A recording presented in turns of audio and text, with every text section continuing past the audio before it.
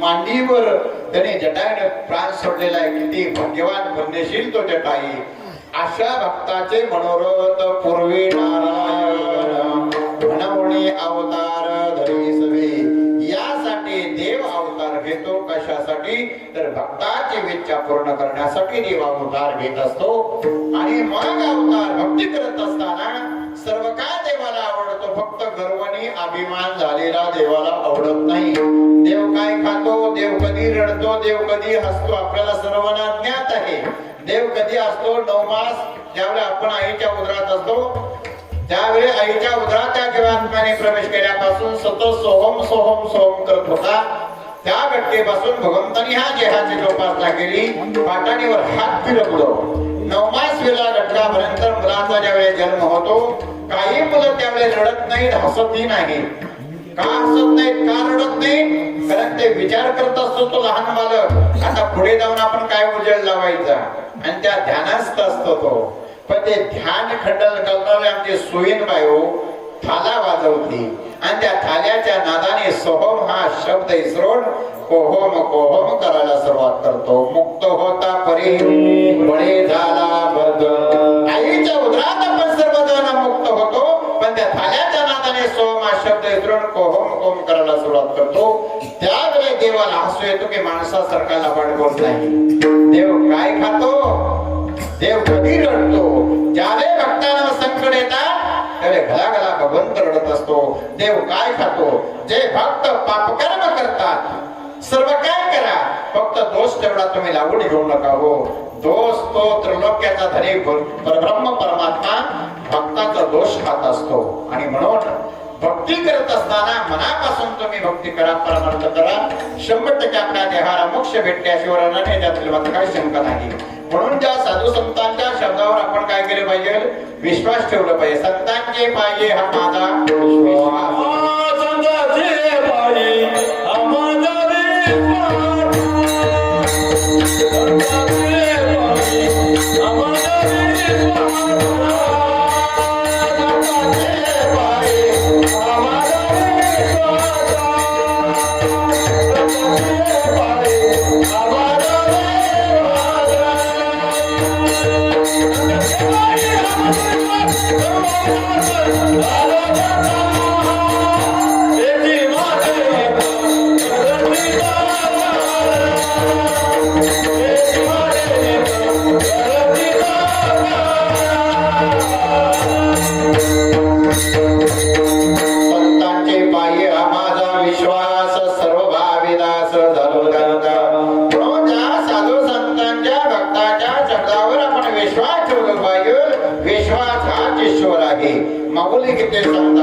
विश्वाचे माझे घर ऐसे मती दयाचे स्थिर आपणाची मैदाना. विश्वास हा ईश्वर आहे. 2 अतिथी होत, 2 अतिथी हो. त्या अतिथींना सांगितलं, बाबानो तुम्ही कुठे चाललात हो? त्या अतिथीने सांगितलं, आता आम्ही काय ठरवून आलो नाही, जे वाट भेटेल त्या वाटेने आम्ही जाणार आहोत. बरंच लांब असा आम्ही पल्ला काढणार आहोत, आम्ही ठरवलं नाही.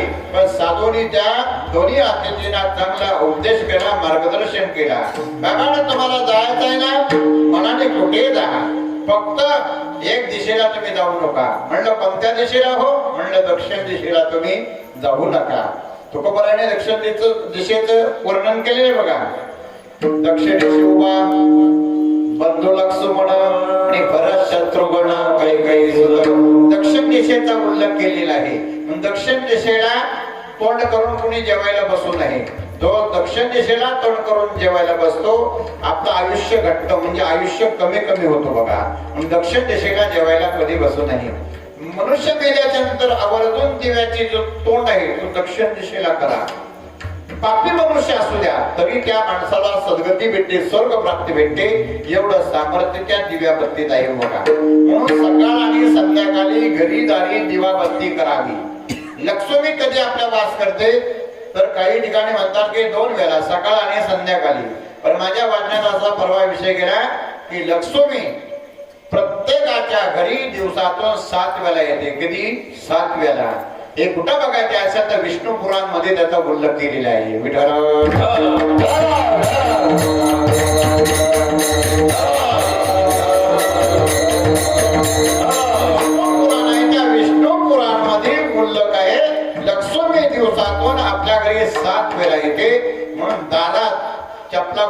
ठेवायच्या नाही. हो, तिचा अपमान होता कामा नाही. अपमान एकदा झाला तर लक्ष्मी आपल्या घरी येत नाही, पाठ लगेच फिरवते, पाठ फिरवते. म्हणून संध्याकाळच्या वेळेस उंबरठ्यात बसून मशिरी लावू नये. पाया लोकांनी उंबरठ्यात बसून मशिरी लावू नये. संध्याकाळच्या वेळेस बसताना तिटा घालून पायाला बसू नये, बसू नये. कायम दारिद्र्य येते. पुरुषाने कळलं पाहिजे, ज्यावेळी मनुष्य मेल्याच्या नंतर आपण स्मशानात भूमीत जातो ना, हसू नये, हसू नये. काही लोक हसतात, नको नको त्या गप्पा गोष्टी मारतात. कायम दारिद्र्य मनुष्य होतो. जो स्मशानभूमीत जो हसतो तो कायम दारिद्र्य होतो. म्हणून स्मशानभूमीत ज्यावेळेस माणूसाला आपण विधी करायला जातो, मौंद्र धारण केला पाहिजे. मौंद्र धारण केला पाहिजे, तरच आपल्याला पुण्य लाभल्याशिवाय राहण्याने जातील. काय शंका नाही. छोट्या छोट्याशा गोष्टी त्या आपण केल्या पाहिजेत. आणि केल्यानंतर बघा तू अवघात असं बरोबर होशील. म्हणून आपल्या घरी धनदौलत श्रीमंती जर वाढायचं असं वाटत असेल, प्राच्य एकादशी आहे नाही का? हो, गीता जयंती एकादशी आणि उद्याची एकादशी, भागवत एकादशी उद्या. आमचं वारकरी संप्रदाय भागवत एकादशी धरतात. भरपूर महत्व ते एकादशीला आहे. म्हणून एकादशीच्या दिवशी पिठाचा दिवा करावा. कसला दिवा? पिठाचा. पिठाचा का दिवा करावा ते मी तुम्हाला सांगतो. रावणाची आई कैकसी, रावणाची आई कैकसी रोज 5 धान्य घ्यायचे. किती? 5 धान्य. आणि जात्यावर दळायची स्वतः. आता आमच्या तरुण पिढीला जाता काय, पाटा काय, वरवटा, पलपाट, लाटणं हे कळणार नाही काय दिवसाचे नाही का? हो, मुसल तर सोडून द्या. फक्त मुसल फक्त ठेवलेली आहे आपल्या समाजानं. घाणा भरायला तेवढा मुसल शोधायला लागतो आपल्याला नाही का? हो, तरी 5 मुसलं लागायची. आता एकच आणि त्याला जोड लावतात काट्यांचं. देवावरी भार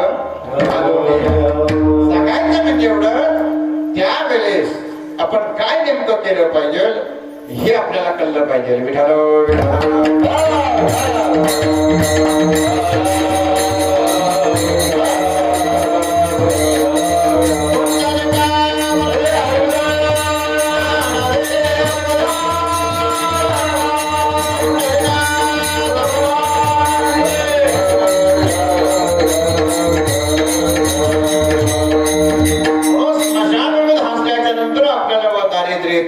म्हणून एकादशीच्या दिवशी एक पिठाचा दिवा करावा. त्या कैकशी सारखा नाही. कैकशी म्हणजे रावणाची आई. दररोज 5 धान्य घ्यायची, पिठाची पिंडी तयार करायची आणि त्याची ती सेवा करायची नित्यनेमाने. आणि म्हणून एक वेळा रावणाने बघितल्याच्या नंतर त्याने विचार केला, आई या साध्या पिठाची तू पूजा करते? आणि म्हणून तपचर्या करून आत्मलिंग महादेवापासून त्यांनी प्राप्त करून घेतला. तो विषय मोठा आहे, आपल्याला सर्वांना ज्ञात आहे. पण आपल्याला एवढंच बघायचं, एकादशीच्या दिवशी पिठाचा दिवा करायचा आणि तुळशीत लावायचा. तुळशीत लावायचा, तुळशीत. आता दररोज आपण देवाची पूजा करत असताना जे समयीच्या टोको लक्ष द्यायचा. म्हणजे पुढा कुठं करायला पाहिजे, पुढा कुठं करायला पाहिजे. तर पूर्व दिशेला नेहमी समयीचा किंवा निरंजनाचा पूर्व दिशेला तोंड पाहिजे. पण ज्या वेळेस पिठाचा दिवा ज्यावेळेस तुळशीत ठेवा पूजेसाठी, त्या दिव्याचा तोंड उत्तर दिशेला करा. उत्तर दिशेला का करावा? तर कुबेराचं जो स्थान आहे तो उत्तरेला आहे. कधीच आपल्याला अन्नधान्याची कमतरता पडणार नाही. एवढं तुम्ही फक्त करून बघा. 4-8 दिवस नाही, 4-5 एकादशी नाही, नित्यनेमाने करून बघा. कारण नित्यनेमाने ते प्राणी दुर्लभ आणि म्हणून छोट्या छोट्याच्या गोष्टी आहेत त्या आपण केल्या पाहिजे. महात्म्याने सांगितलं त्या 2 अतिथींना, अरे बाबांनो दक्षिण दिशेला तुम्ही जाऊ नका हो. तरी ते दक्षिण दिशेला गेलो. गेल्याच्या नंतर पुढे जाऊन काय झालं, ते दक्षिण दिशेला वाटचाल करत आहे. गेल्याच्या नंतर विश्रांती घेण्यासाठी त्या झाडाखाली थांबलेले. विश्रांती घेऊन झाल्याच्या नंतर उठणार, त्या झाडाच्या बुंदाजवळ हिरे, माणिक, मोती, खजिना सापडला होता ना. त्या अतिथीने विचार केला, म्हणलं साधूला वाट निघाला, जर का आपण ह्या दिशेला जर आलो नसतो नाही का हो, तर एवढी आपल्याला धन भेटली नसती, धन भेटली नसती. साधूचा काहीतरी डाव असावा, आपल्याला इकडे तिकडे फटकायला लावत होता आणि हे सर्व धन दौलत त्या साधूला भेटली असती.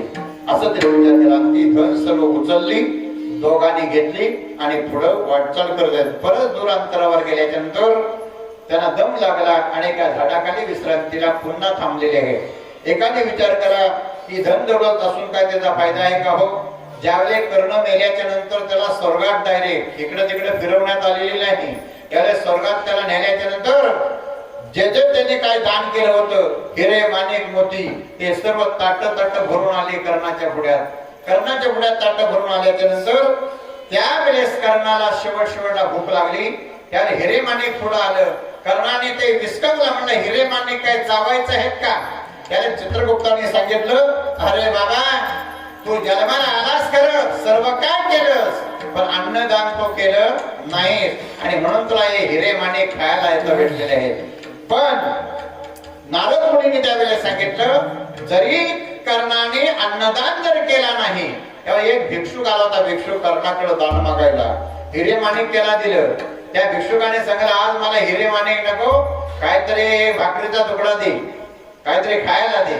त्याला कर्णाने फक्त सांगितलं होतं, बाबा माझ्याजवळ तुला काही भेटणार नाही, हिरे माणिक सर्व काय भेटेल, पण अन्नाचा कण सुद्धा तुला भेटणार नाही. पण पांडवांनी तुला अश्वमेध यज्ञ केलेले आहे, त्या यज्ञात हजारो लाखो लोक जेवून जात आहेत, तिकडं जा. त्यावेळेस फक्त तिकडं पाठवली. त्या पांडवांचा अर्धा हिस्सा पुण्य ह्याला भेटलं.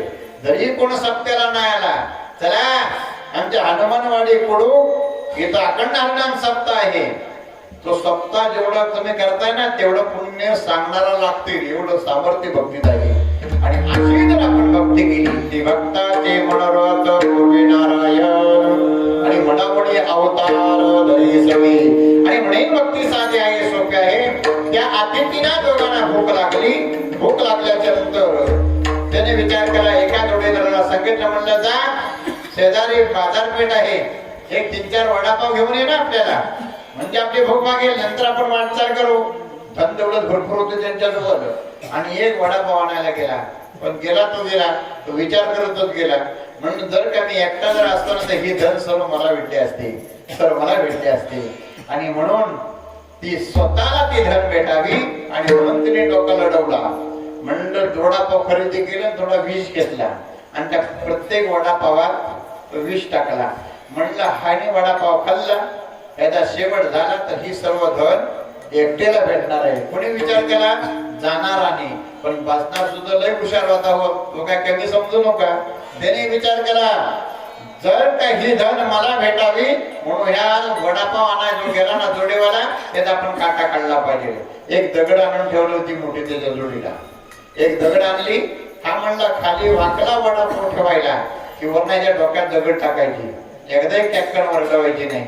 म्हणून मला सांगतात की मनुष्य रिकामा राहिला ना रिकामा तर अनेक आपल्याला अवदसा सुचते. म्हणून माऊलीनं हरिपट्टा सुंदर सांगितलं, रिकामा अवघडी राहू नको. रिकामा बाबांनो राहू नका, सतत देवाचं नामचिंतन करा. रंगी रंगी रेस रंगी काय बोललासी पतंगी, शरीर दयाचे ठेवणे तरसी अभिलाषा दिने. नवे हा तुझा परिवार द्रव्य धन षडभंगुर, शरीर दयाचे ठेवणे तरसी अभिलाषा दिने. आपण रंगून गेलं पाहिजे भगवंताच्या भक्तीत. आणि म्हणून हे 3.5 दिवस अखंड हरिनाम सप्त्याचं वर्षाच्या 12 महिन्यातलं हे 3.5 दिवस अत्यंत महत्वाचं आहे. एखाद्या मोबाईलची बॅटरी लो झाली तर आपण काय करतो, चार्ज करतो ना हो. तशी जे वर्षाच्या 12 महिन्यातलं 3.5 दिवस आपल्याला चार्ज करण्याची आहे. वर्षभर बघायला नको, असा परमार्थ करा, अशी भक्ती करा. नाही तर काही लोक इकडे तिकडे करतात ते का हो. एखाद्याला विण्याचे पाणी जराले म्हणलं मला सुईर आहे हो, सुतक आहे, टाळाटाळ लोक करतात. पण सुईर सुतक नेमका कोणाला हो, ज्याचं त्याला.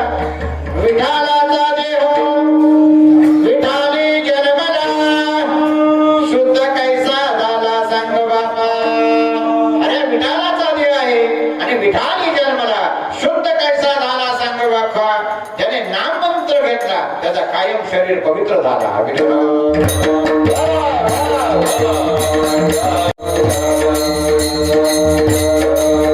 पुरुषाने नित्यनेमाने परमार्थ केला पाहिजे, एकही दिवस वाया घालवता नाही. कारण ज्या वेळेस राजा धर्मराजाचा नेम होता, अतिथी आलेला कोणी वापस पाठवायचा, नाही. राजा नंतर राजा दान धर्म करायचा, भरपूर दान धर्म करायचा. पण कधी सूर्य उगवल्याच्या नंतर मावलं बरे नाही का, सूर्य मावळला परत कोणाला काही द्यायचं नाही. सूर्य मावळताना एक अतिथी आला होता, एकदम गरजू, अत्यंत गरजवान तो ग्रस्त आला होता. धर्मराजाकडे दान मागायला गेला. राजा धर्मराजाने सांगितलं, तुला आता मी दान देणार नाही, आता सकाळ उजाडल्याच्या नंतर ये. तो नाराज झाला ग्रस्त आणि वाईट तोंड करून चालला होता. तेव्हा भीमदादा भेटला. भीमाने सांगितलं, म्हणलं अतिथीला नमस्कार केला तर अतिथी देव भव, मातृ पितृ देव भव, आचार्य देव भव. अतिथीचा सन्मान वगैरे केला. नाराज पाहून भीमाने त्या अतिथीला विचारलं, आमच्या राज्यात असं वाईट तोंड करून कोण गेला नाही, तुम्ही काय सांगा मला. त्या धर्मराजाने मला दान दिलं नाही, अत्यंत मला गरज होती पण दान दिलं नाही. म्हणत दादा काय बोलला. म्हणलं उद्या सकाळ उजाडल्याच्या नंतर ये. भीमाची तलपायात एक मस्तकात गेली. भीम धावत गेला धर्मराजाकडे. राजाला सांगितलं, धर्मराजाला अशी कशी म्हणलं तुमची न्याय, अशी कशी. त्याने सांगितलं, माझा नियम आहे की सूर्य मावळला की पण उगवल्याच्या नंतर चालू.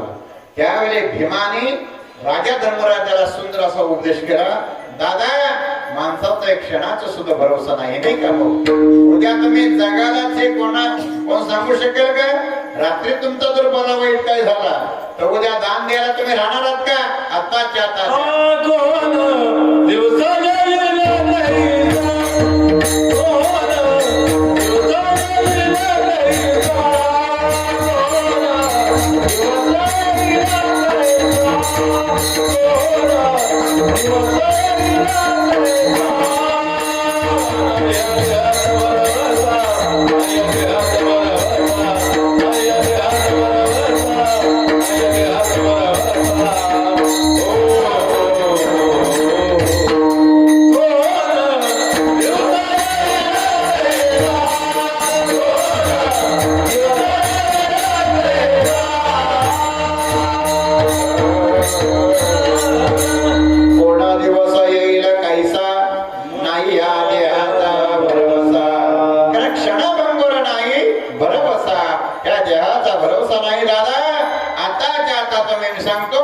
त्याला दान द्या.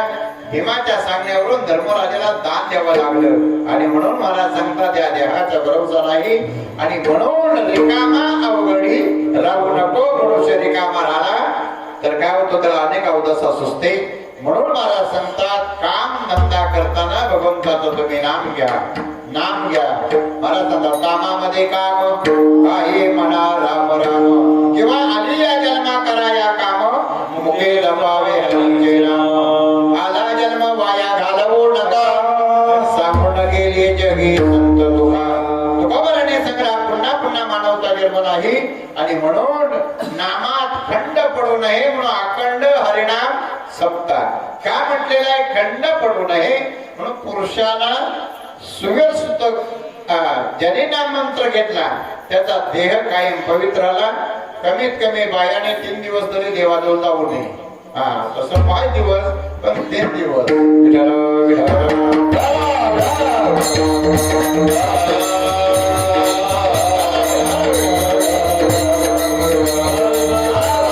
वडापावा नाही गेला पण जाताना त्याने काय विचार केला, आणि जो बसला होता तो रिकामा राहिला होता नाही का. हो, त्याने कोणता विचार केला, हा दादा आला की आपण काटा काढायचा.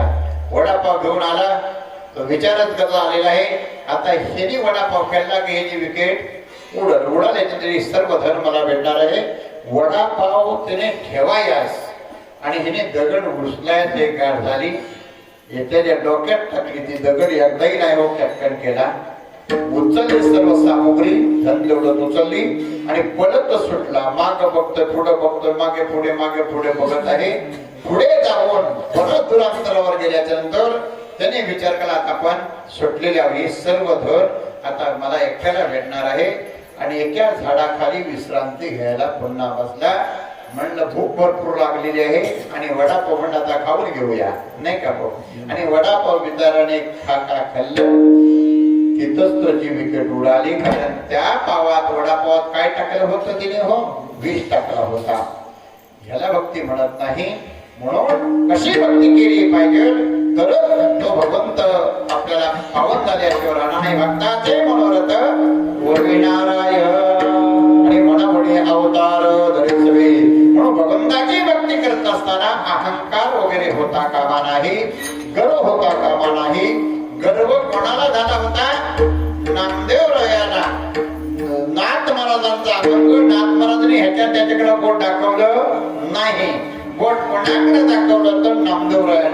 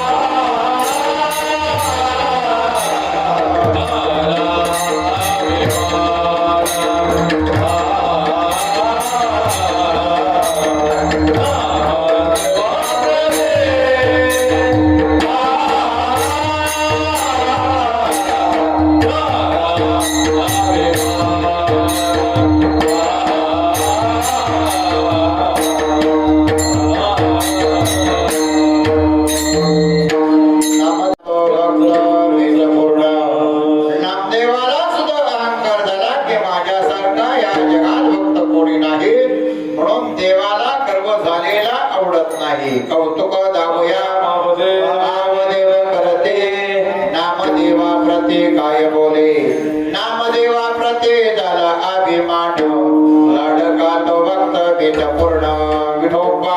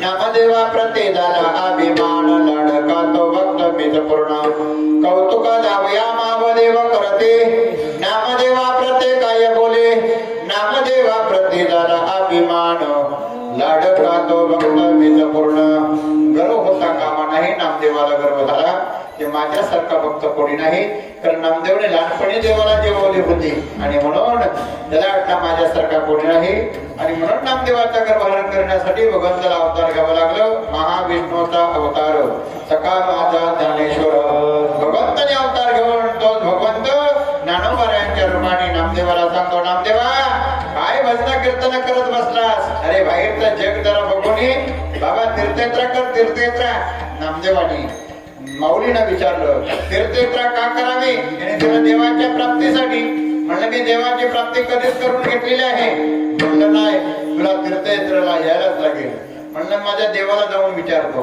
स्वतः नामदेव पांडुरंगाला विचारायला गेला सर्व साधू संत माझ्याकडे आलेले तीर्थयात्रेला नेते जावं का त्याने सांगितलं जा ना पण तीर्थयात्रा का कराव्या त्यावेळेस देवाने सांगितलं माझं रूप बघण्यासाठी मला ओळखण्यासाठी म्हणलं देवाने तुला कधीच ओळखलेली आहे त्याने सांगितलं तो वरून ओळखलेले आहेस पण अंतरात्मा त्याची तुझ्या अजून भेट झाली नाही आणि अंतरात्माने माझी भेट होण्यासाठी तुला तीर्थयात्रेला जावं लागेल आणि म्हणलं मी देवा तुला ओळखली मग म्हणलं मग उद्या येतो मी तुझ्याकडं देवाने अनेक रूप धरलं कुत्र्याचा रूप धारण केला माशीचा रूप धारण केला पण देवाला ओळखता आलं नाही ओळख होण्यासाठी शेवटला म्हणलं जा ख्यातर स्वामींना तू शरण जा आणि तर तुझ्या देहाचा उद्धार होईल आता ख्यातर स्वामी म्हणलं आहेत कुठं तर म्हणलं महादेवांच्या मंदिरात हा बाबा तिथं गेल्याच्या नंतर पायरीवर पाऊल ठेवता क्षणी तो महादेवांना शरण गेलेला आहे वेदशास्त्र पाहिला पाहिला डोळेवर त्याने माझ्या मना होय समाधान आठवितो पायी वेळवेळा सकळ इंद्रिय झाली पाय विश्रांती पाहता ती मूर्ती शंकराची महादेवाची मूर्ती पाहता क्षणी अवघीच इंद्रिय नयतील कामा जीवे राम नामा उच्चार वेगळी अशा माध्यमातून त्याची काया झाली पण पुढे गेल्याच्या नंतर पाहतो गाभाऱ्यात तर देवाच्या डोक्यावर येतं पाय हो गुरुमाऊलींचं त्याने डोक्यालाच हात लावून घेतलं म्हणलं देवाने मला पाठवली गुरु करायला हा त्या पात्राचा आहे का त्यावेळेस ख्यातर स्वामींनी आतून आवाज दिला कोण आहे रे म्हणलं नामदेव आहे नामदेव म्हणलं बरं झालं बाबा तू आलास तुझीच बरेच दिवस मी वाट पाहत होतो. म्हणलं मी आलो नाही, देवाला काम नाही आणि तुमच्याकडे पाठवलेले आहे. म्हणलं आला ना बाबा ये, एक काम कर, माझ्या सुद्धा हे मला बघू नाही, कारण माझं पाय कुठे आहे? देवाच्या डोक्यावर. हे पाय उचलले जरा बाजूला करून ठेव. त्या बाबाने पाय उचललं, बाजूला करून ठेवलं. तिथेही पिंडी तयार झाली हो. तिथून बाजूला सरकवलं, तिथेही पिंडी. घराघर फिरून बघितलं, सर्व ठिकाणी परब्रह्म परमात्मा दिसला. आणि म्हणून नामदेवाने गुरु केला. जर का आपल्याला देवाची भेट घ्यायची असेल तर आपण सुद्धा गुरु केलं पाहिजे. गुरु का करावं? तर गुरु करणे म्हणजे माणसाचा दुसरा जन्म. मनवणे गुरुची भजावे, रोपाजनाची अनावे, तुका म्हणे गुरु भजने, देव भेटी धनिवनी. भगवान प्रभू रामचंद्र देव होता, पण देवपण होण्यासाठी त्यांना वशिष्ठ मुनींना शरण जावं लागलं. भगवान श्रीकृष्ण सुद्धा देव आहे, देवपण येण्यासाठी त्यांना वशिष्ठ मुनी सांदीपनाला शरण जावं लागलं. तसं आपण सुद्धा देव आहोत. देवपण येण्यासाठी आपल्याला सुद्धा काय करावं लागणार आहे? गुरु करायला लागणार आहे. नसता गुरु करून सुद्धा काय फायदा नाही. गुरु चरणी ठेविता भाव, भेटे देव, मनावणे गुरुचे भजावे, रोप जनाचे. आपण कोण आहोत त्याची जाणीव करून घेतली पाहिजे. एकदा का जाणीव झाली तर ह्या जगात आपल्याला काही कमतरता पडणार नाही. कौतुक जावया मावदेव करते, नामदेवा प्रति काय बोले. आता महाराजांनी आपल्याला हार घातला, हाल नाही का? फुलांचा हार होता ना तो, का लक्ष्मी हार होता? नाही, फुलांचा हार होता तो. ती फुलं रात्रभर विचार करत असतात. ज्यावेळी माली तोडून आणतो फुलांना आणि एका टोपल्यात ठेवतो, नाही कौतुटीत ठेवतो, तर परतीत ठेवतो. ते रात्रभर फुलं विचार करत असतात, उद्या आपण कुठे जायचं आहे, नाही का? का देवाच्या गाड्यात जायचं आहे, का महाराजांपर्यंत पोहोचायचं आहे, की स्त्रियांच्या डोक्यात जायचं आहे? ती फुलं विचार करत असतात रात्रभर. का उद्या एखादा मेल्याच्या नंतर माहितावर आपल्याला जायचं आहे, ती फुलं विचारत असतात. पण आपण काय विचार करत नाही. म्हणून आपण सुद्धा विचार केला पाहिजे. चांगलं कर्म केलं तर स्वर्गात जाऊ, वाईट कर्म आपल्या हातून घडलं तर आपण नरकात गेल्याशिवाय राहणार नाही. हे विचार करण्यासाठी आपला जन्म आहे. सारासार विचार होती, नाम दरा कंठी विठोबा, भक्ती करा, नामस्मरण करा. या जगात आपल्याला काही कमतरता पडणार नाही, याच्यात मात्र काही शंका नाही. शेवटचे जन्म महाराज सांगतात, एका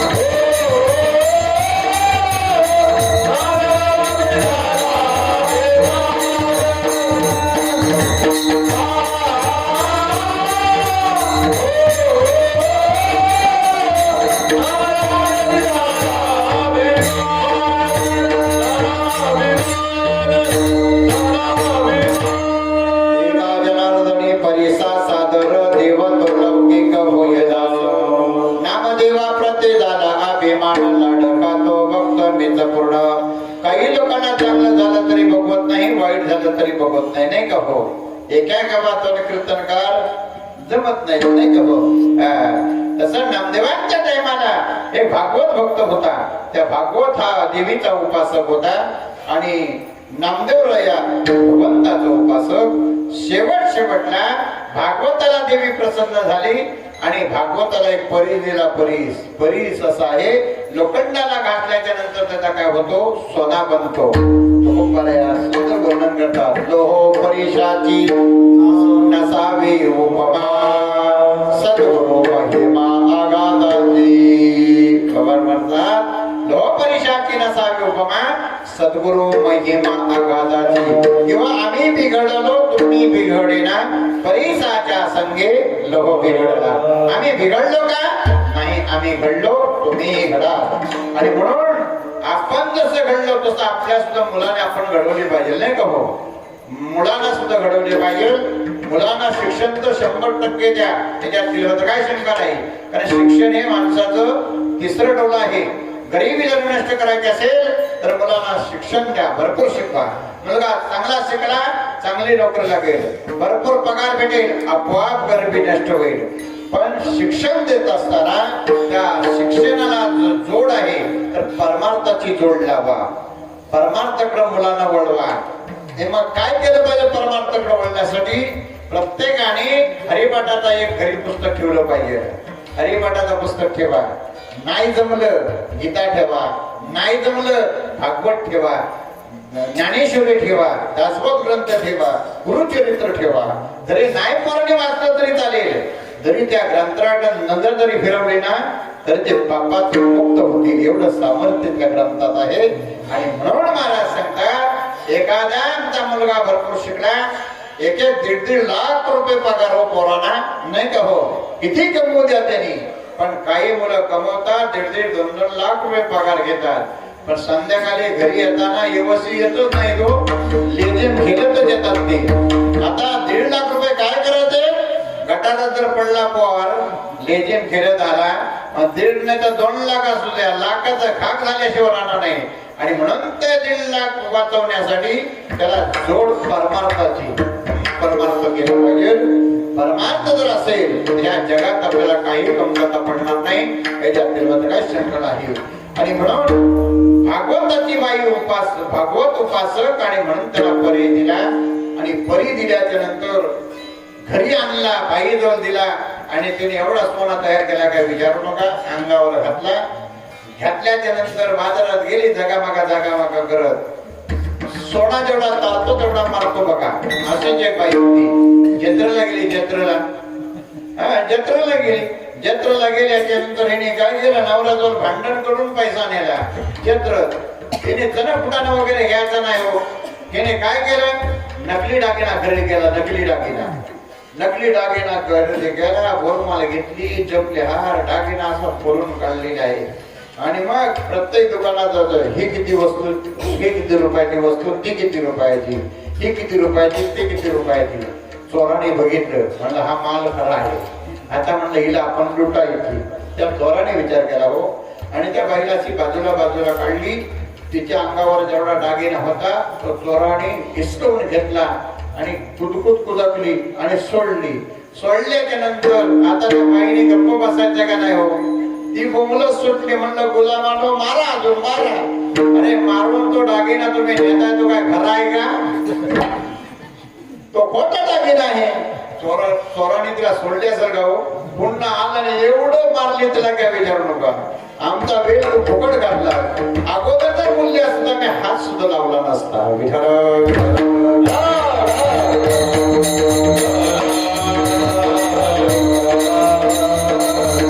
भागवताची बाई पाण्यावर गेल्याच्या नंतर अंगावर दागिना. नामदेवाची बायको आणि भागवतीची बायको जिवलग मैत्रिणी होत्या, एका गावच्या होत्या. भागवताच्या बाईवरच्या अंगावरचा दागिना पाहून नामदेवाची बाई खाली पीठ पडलेली आहे आणि टकामका बघायला सुरुवात केली. भागवताच्या बाईने सांगितलं, अगं म्हणलं तुझं डोलं गेलं का? तुझी मी सख्य मैत्री आहे ना, तू ओळखलेस नाही का मला? त्या म्हणलं ओळखली. म्हणलं बघ माझा नवरा उपासक देवीचा, एवढा दागिना म्हणजे परीस मला दिलेला आहे चकाचक. आणि तुझा नवरा टालकोट्या, काय तुझ्या देवाने तुझ्या नवऱ्याला दिलेला आहे.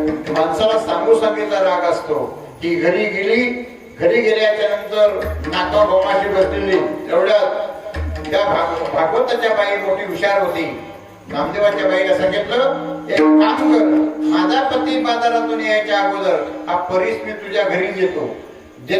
जेवढा काय लोखंड असेल त्याला घास आणि सोना तयार होईल भरपूर. पण भोयांच्या बायालाही हुशार हो. ती घरी घेऊन गेली ती परीस. आता काय बुवांची अवस्था त्या टायमाला, आम्ही भाग्याची आम्ही ताबीर भोगल्याची. लोका घरी गाये बसे, आम्हा घरी हुंदीर घुसे. अशी त्यावेळी नाटकांची अवस्था. पण शेवटला ही लय हुशार एक तावा होता फक्त, त्याला तो घासला परीस सोना बनला, याने बाजारात नेऊन तो दागिना विकला, तवा विकला आणि काय दुसरा काय खरेदी केला, लोखंडच खरेदी केला, कारण परीस होता का ना. आणि एवढा दागिना घरी तयार केला काय विचारू नका.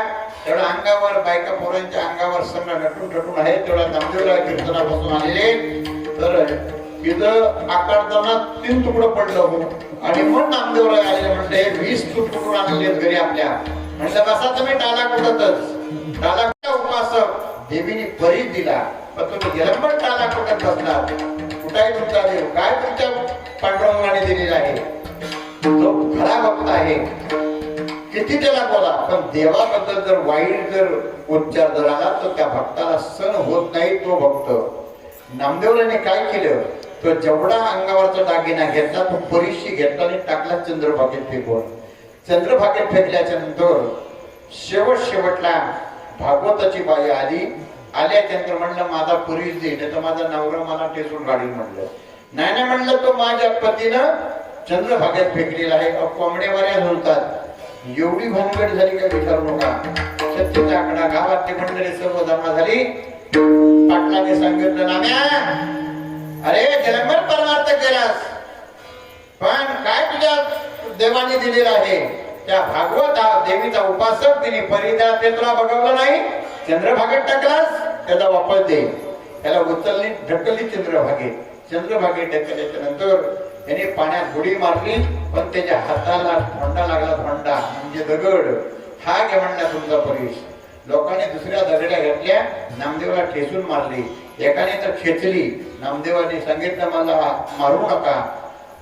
भागवताला परीस दिला, तो लोखंडाला घातल्याच्या नंतर त्याचा सोना बनत असेल, पण माझ्या पांडुरंगाने मला हा परीस दिलेला आहे, धोंडा नसून परीस आहे. दगडाला घातल्याच्या नंतर त्याचा सोना बनेल, तुम्हाला बघायचंय म्हणलं. आणि त्या पाटलाने तो धोंडा हातातून घेतला आणि दगडाला घासून बघितला, दगडाचा सोना बनला हो. आणि म्हणून मला सांगतात, एका जनार्दनी परिसा सादर देव तो लौकिक होईना, नामदेवा प्रती झाला अभिमान, लाडका तो भक्त बीजपूर्ण. अशी भक्ती प्राप्त होण्यासाठी सतत आपण काय केलं पाहिजे, देवाचं भजन केलं पाहिजे, सतत भगवंताची भक्ती केली पाहिजे, तरच एवढे सिद्धी प्राप्त झाले.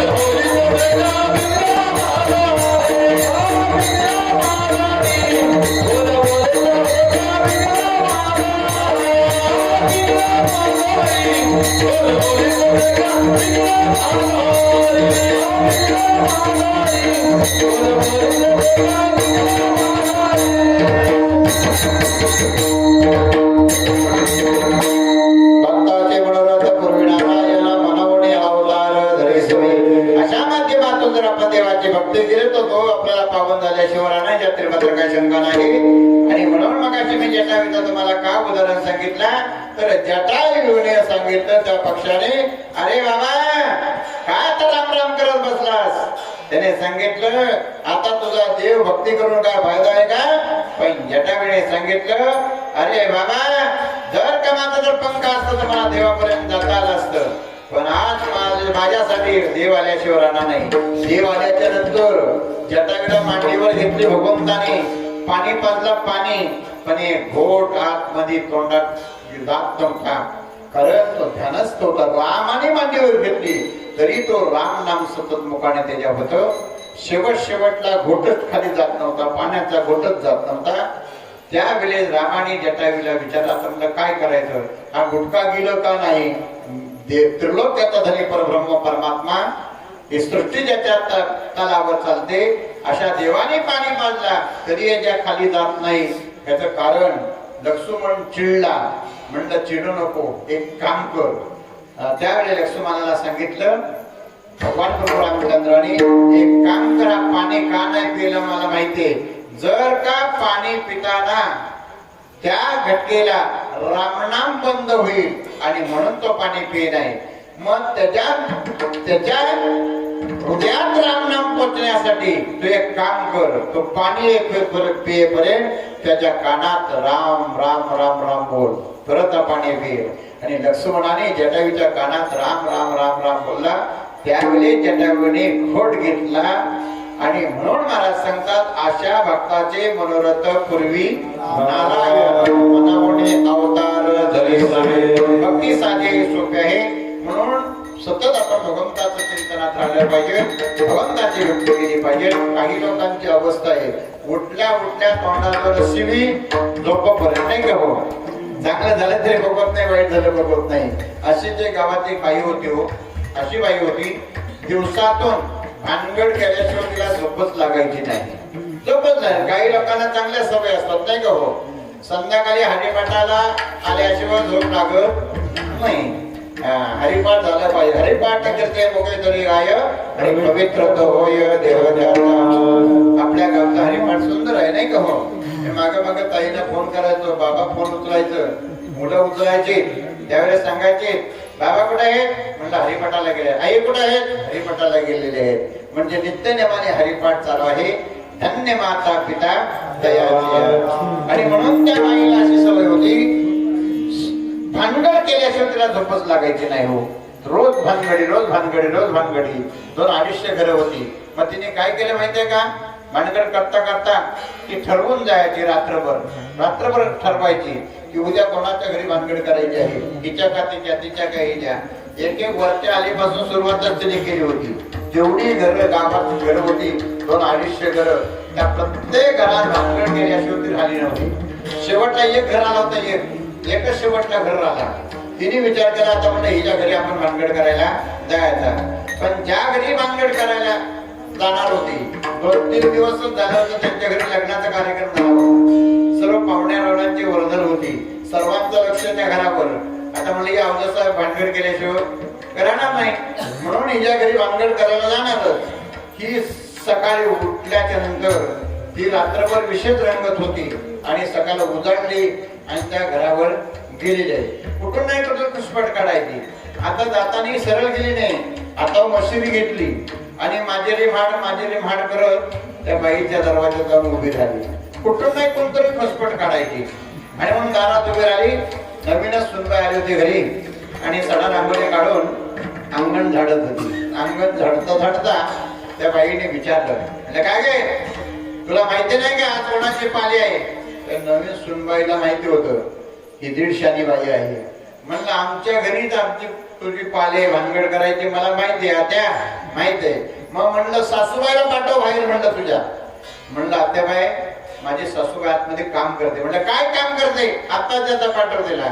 म्हणलं दुसरं काय काम नाही, ती म्हणलं आतमध्ये तयारी करते. म्हणलं कसली, तुम्ही आज आमच्या घरी भानगडी येणार आहात ना भानगड करायला, म्हणून त्यात तयारी करते. म्हणलं काय तयारी करते एवढी. म्हणलं हातातल्या बांगड्या उतरते. हो म्हणलं त्याचा काय संबंध. म्हणलं जर एकमेकीला कुदकली, एखादी जर बांगडी फुटली, एकमेकीला जर टुकली तर काय भानगड पुढे जास्त वाढेल. म्हणलं ती बांगडी उतरते का, मी काय कमी नाही. तिने सुद्धा बांगड्या उतरून आली. हो एक पण बांगडी हातात ठेवली नाही. आल्याच्या नंतर पुन्हा त्या सुनबाईला सांगितलं, आता पाठव म्हणलं तुझ्या सासूला, पाठव म्हणलं सासूला. त्यावेळेस सुनबाई हसायला लागली. म्हणलं आत्या बांगड्या उतरल्या बरं झालं, माझी सासूबाई लय चाप्टर आहे. म्हणलं आता काय करते ती. म्हणलं डोकीची केसच काढते. डोकीची केस याचा काय म्हणलं संबंध. म्हणलं मारामार करता करता जर एकामेकाच्या तुम्ही शेंड्या धरल्या, सोड्या धरल्या तर. म्हणलं जत्रा होती, जत्रा 2 वर्षापूर्वी जत्रा. बायना लय सवय पाळण्यात बसायची. हो पाळण्यात बसली वरचे वरचे शेंडा उठून आला की असा सकट वर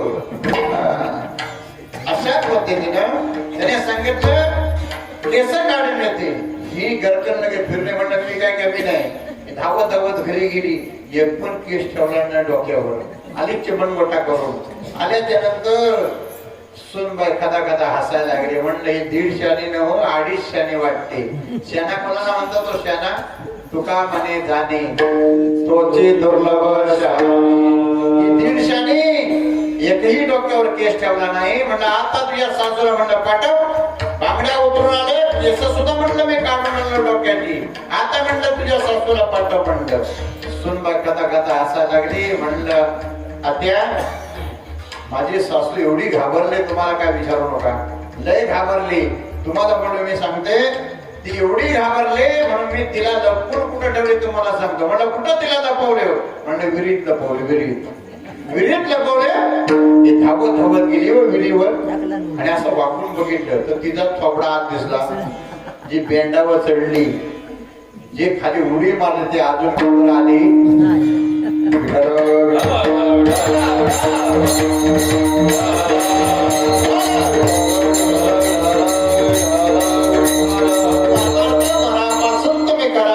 जगात आपल्याला काही कमतरता पडणार नाही याच्यात मात्र काही शंका नाही एका जनार्दनी देवतो लौकिक होईला नामदेवा प्रती झाला अभिमान लाडका तो भक्त मिसपूर्ण कौतुका दावया नावदेव करती नामदेवा प्रती काय बोले नामदेवा प्रती झाला अभिमान लाडका तो भक्त मिसपूर्ण वेदाभावी थोडक्याची पूर्ण झालेली सेवा पवनपुत्र हनुमंतराय यांच्या सेवाच्या ज्ञानपुत्र लोकांचा तरी परब्रह्म परमात्मा पांडुरंग रुक्मिणी मातेच्या सेवाच्या ज्ञान करून राधाकृष्णाच्या सेवाचे ज्ञान करून स्वानंद गणवानंद बाबा बसलेल्या सर्व बंधू आणि भगिनींच्या सेवा करणे आजच्या आत्मसेवेला पूर्ण रामदेव मृदुंगचार्य आमचे बालाभाऊजी यांचे सेवाचे ज्ञान अर्पण करून उर्वर सेवाचे गायनाचार्य आपल्याला लाभलेले त्यांच्या विभागातले सुप्रसिद्ध कीर्तनकार कान्हो महाराजांची अवस्था तुम्हाला मी मागे सांगितल्याचं नसेल आधी सांगतो की कीर्तन करायला लागल्याच्या नंतर त्यांना दिसायचं बंद झालं किती 25 वर्ष काही दिसत नव्हतं पण ज्यावेळेस 25 वर्ष त्यांनी कीर्तनाची सेवा कधी खंड पडला नाही पण ज्यावेळेस दिसत नाही आणि म्हणून धरून ज्यांनी कीर्तनाला आणली ते आमचे प्रमोद महाराज मिस्त्री आपल्याला लाभलेले आहेत गायनाचार्य त्यांची सेवा करून गायनाचार्य आमचे एकनाथ महाराज हे आहेत आमची छोटी छोटी मंडळी मोपडकर दादा नंदभाऊजी झालेली सेवा तुमच्या सर्वांच्या सेवेला पूर्ण देऊ उर्वरित सेवा ह्याच गावच्या सुप्रसिद्ध कीर्तनकार आमच्या ताई जीवा बगला त्यांचा प्रेम आहे आणि त्यांच्याही सेवाचे ज्ञान करून सर्व श्रोते श्रेष्ठ आणि सर्व मायबाप भगिनींच्या सेवाचे अर्पण करून सेवेला पुढे राहतो वेळ अभावी थोडक्या सेवा मला तुम्ही कीर्तनाची संधी दिली ही माझं मी परम भाग्य समजतो झालेली सेवा तुमच्या सर्वांच्या चरणी आधार करून सेवेला पुढे राहतो उद्या एकादशी आहे नाही का उद्या एकादशी आहे एकादशीच्या दिवशी एकादशी दया चंद्र हरणेशी व्रत करे जो नेमाने तया वैकुंठेचे पेरे एकादशीला काय केलं पाहिजे नामस्मरण जागरण वाचे स्मरता रामनाम एकादशी दिवशी जागरण केलं पाहिजे जागरण कोणीही रात्री झोपायला घरी जायचं नाही जागरण करायचं जागरण भजन नामस्मरण जागरण करायचं अत्यंत पुण्य आपल्याला लागतील एवढं बोलणं वावगटानं म्हणून झालेली सेवा माय बापू तुमच्या सर्वांच्या चरणी आधार पकडून सेवेला पूर्ण राम ज्ञानेश्वर